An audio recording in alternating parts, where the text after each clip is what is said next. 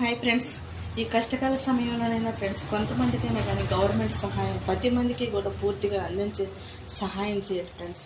స్వార్థాలు పెట్టుకోకుండా మనసులు ఆ పార్టీలు ఈ పార్టీలని ఖర్చులతో కలతలతో జీవితాన్ని పాడు చేసుకోకుండా అన్యాయం అయిపోయే ప్రతి మనిషికి కూడా ఫ్రెండ్స్ వానల్లో వరదల్లో చిక్కుకున్న ప్రతి ఒక్కరికి కూడా మీ చేయూతను అందించండి. అది ఒంటరి వాళ్ళే కావచ్చు, పిల్లలున్న వాళ్ళు కావచ్చు, ఫ్యామిలీతో కావచ్చు.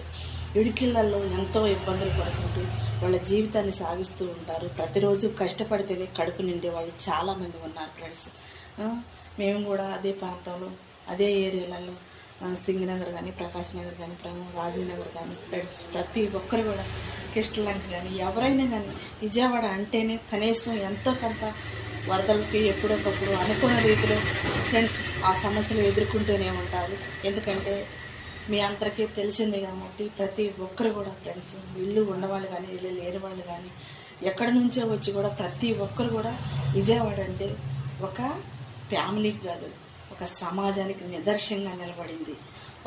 ఒక మనిషికి కాదండి, ఒక రాష్ట్రానికి కాదు, ఒక పట్టణానికి కాదు, ప్రతి రాష్ట్రాల వాళ్ళు కూడా ప్రతి దేశాల వాళ్ళు కూడా విజయవాడ అంటే ఎంతో ప్రేమగా అభిమానంగా వచ్చి కనీసం అమ్మవారిని చూడటానికైనా కానీ వచ్చి చూసేవాళ్ళు చాలామంది ఉంటారు, వచ్చి ఉండేవాళ్ళు కూడా చాలామంది ఉంటారు.